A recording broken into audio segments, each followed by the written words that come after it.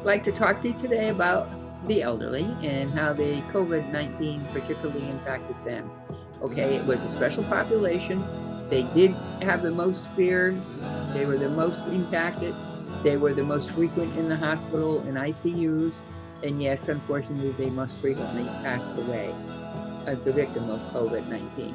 Well, that's not to say that middle-aged and younger persons did not also get afflicted, but that was not the case here.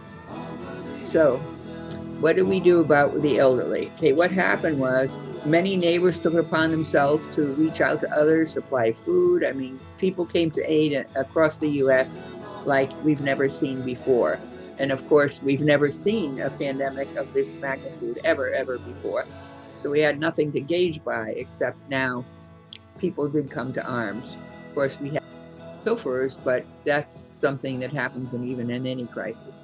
So as this progressed and people were becoming more and more ill more frequently, yes, we reached out to the elderly.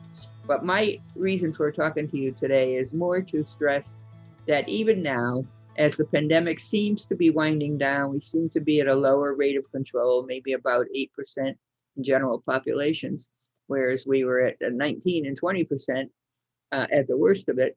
But right now, we're on a downswing. That doesn't mean things are over. That doesn't mean the elderly have suddenly become self-independent and be able to do all these things. What happened when the pandemic hit for the elderly, all of a sudden we had to rely on our telephones, telemedicine, telehealth, order our prescriptions, things like that, that are really crucial to keeping the elderly alive. So the CDC wanted to do a study. They conducted in August of 2020. They wanted to survey about 5,000 individuals across the US, across all age populations, and see how stressors were impacting individuals. What they found was surprising because across the elderly, only about 6 to 9% of respondents indicated they were stressed and anxious, of respondents that fell in the elderly age group. What did surprise them was those that were in the 40 and 50-year age group actually indicated a higher rate of stress. Okay. So let's take a look for a minute at what might have happened there. Yeah, that's a little surprising um, because what happened was the elderly, as they concluded in the article, and you can read it on the CDC website, Center for Disease Control website, cdc.com. But you can read the article and take a look at how it approaches the elderly. They're saying uh, seem to have better coping mechanisms, and those that were wiser and still, of course, had their cognition intact, their intellectual ability, not suffering from Alzheimer's or anything like that. But individuals that were pretty much aware of their day-to-day functioning were able to cope and handle this situation. This is very different than what they found was the higher stress levels were found among those in the age group 40 to 50. But nonetheless, you can imagine at 40 and 50 years old, that's the phase of your life where you're probably at the most expenditure ever. You have the house with the bigger mortgage, you have a family of children, you're responsible for a lot of people. And suddenly, so many people were out of work, such as when Broadway shut down, or it was complete. It was not like come in part time, it was absolutely none, no work whatsoever. So, yes, people were highly stressed. But what they found was the elderly had their own coping mechanism. Maybe it was life experience, whatever that may be. It's also easier when you're not responsible for other loved ones because you feel extra responsible, extra stress when you need to care for the others. But what happens now, since people have passed away and the elderly had to get used to perhaps trying to use technology and didn't necessarily work so well, very frustrating. But they coped and we're coming through, as I said, towards the end of this pandemic. So hopefully things have lightened up a little bit. People are getting out to their doctors. They are doing electional surgeries in hospitals. They have opened different wings. So yes, people's needs are getting met. Now, what is a problem is that lingering is the loneliness Perhaps the elderly have lost a loved one, and you would know this if you are aware of them, if they're in your area, your neighborhood, and certainly if they're relative. But you have to remember to keep in touch with them, and just sometime a 5-minute conversation, a 2-minute conversation, just the fact that you acknowledge them as an individual and you did not forget about them. And perhaps you offer to do a small errand for them. Perhaps you just bring them a treat and say, I was thinking of you. Here's the cookies I just baked. Anything like that that would help the elderly get through the day. For those of us that have a faster paced life or still have work commitments, perhaps you're all home doing your Zoom meetings and you're busy interacting with people over Zoom, you have to remember most of the elderly do not. So please, again, try to reach out and keep them going as far as interacting with them. Now, what you do need to remember is that the individuals that are coping with the, say, midlife crisis have it a little bit harder, but they also haven't had the losses. So as this crisis stems down and finances begin to pick up again, the stressors in the persons in the midlife age group will respond quicker. But the persons in the elderly group perhaps have lost their loved ones, maybe they lost friends, relatives. And all of us, not just elderly, but all of us, when we are faced with a new trauma, it seems to open up all the old traumas. So for elderly, if you've lost somebody now in your life, it's more devastating for you than others because there's no other part of your life that's active. There's no other means of that you're going to find a new partner. That was your life partner, whether you spent 50 years with them or just several years and now suddenly faced with the fact of being alone the rest of your life. You really need to take a look at how that impacts the individual loneliness. So the good news of today's report is that the study showed the elderly are not as stressed as we thought. They do get lonely, they do get depressed, and some of that might have happened despite the COVID-19. But let's face it, this pandemic really hit hard, and it did hit that age group the hardest. So please reach out to some elderly person in your area and try to keep a smile on their face if possible. It really works. I had one neighbor, I brought her Christmas cookies one time. I was baking for my family, and you would have thought I gave her $1 million. She was so excited that somebody thought of her to give her these cookies. And that was just Christmas before the pandemic. So you can imagine how much more grateful they will be now at a time like this, where they're trying to get used to a new life without a loved one or without a family member that they previously cared so deeply for. Okay. So try to remember those avenues.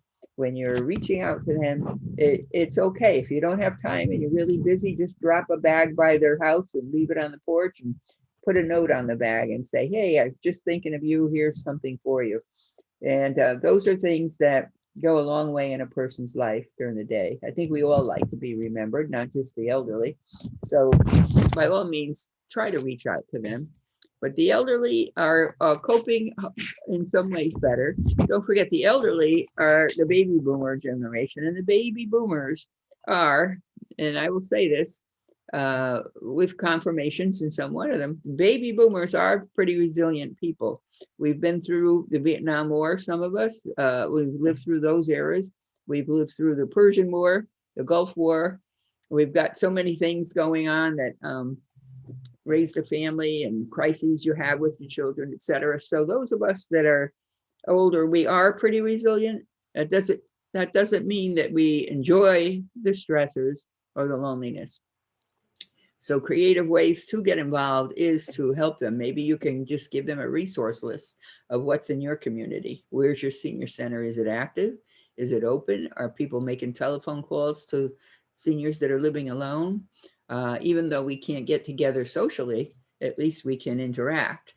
It's really sad because, for instance, in most communities, the library is the most public place where people go to meet or pass some time when they're bored or look through a book, or sometimes they have a community book reading at the library.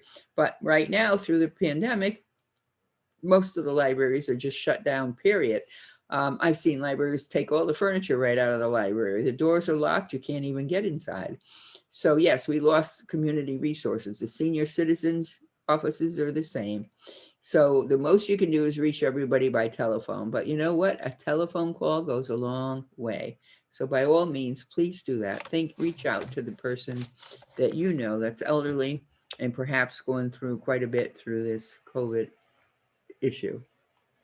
Now, that brings us to this part of swinging down and all of us getting our vaccinations. The vaccination process has been a ridiculous cycle of errors, if you want, calamities. I've had people had appointments, they got canceled. I've had people not be able to get through the phone to make an appointment, and that still goes on. And even though we hear on the news, well, another million got distributed, the fact of it, truth is they're changing distributors all the time. So you think you're getting it in a grocery store, then you go into the drugstore, then you might go to your doctor's office, but you don't know because they pull the vaccines whenever they feel like it and it moves to another place. So yes, it's been very, very frustrating. I even know medical personnel who've had their appointments canceled and they've had to scuttle to get another appointment at somewhere else. So we're not the only ones, not just the elderly, not just the public. The whole process has been very, very frustrating. But what I want to stress to you now more than ever, if you have an elderly person who has not gotten their vaccine yet, perhaps they're timid to make the phone calls, perhaps they're to get to the right site. So many places are giving different sites and moving it around and changing it. And one day it's a vaccine site, the next day it's a COVID testing site. So you don't know where you're going to go, what the possibility is. Please help your elderly arrange their appointments and get all their vaccinations. Very, very important. They may be too frustrated to make the phone calls or too timid or just not aware that they need to be a little bit pushy to get themselves on the list. So that's my plea to you. Reach out to the elderly that you know. Be sure they all got their vaccinations because some may be just too shy or too timid to do that on their own. And so the other thing, the vaccination is probably the most important thing they need to do right now. Okay. So as you're helping your people, your friends, your relatives, your neighbors, however that is, reach out. And even if you can't make the phone call for them, at least give them the phone number, give them it in writing, and give them encouragement to make the phone call on their own. Or perhaps you can even assign another person to make it for them. But please help them get it done. So please remember, as you go forward, it's not over yet, and hopefully it's not going to rise up again to the great heights it was at 19 and 20%. We're all worried about spring break. We're all worried about people bringing it home again. And yes, even young people have gotten it.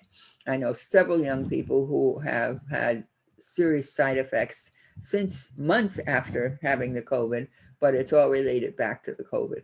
So please don't take it for granted. Don't think you had it once and your antibodies are there and you're free. And CDC has mentioned it, and you'll hear this by all your health experts. Just because you had it once doesn't mean you're not going to get exposed to it again. So please, by all means, still stay cautious. Wash your hands. Do what you need to do. Wear your mask. And help your elderly. Okay? Very, very important. Anybody who can't make this call on their own, please do it for them. All right?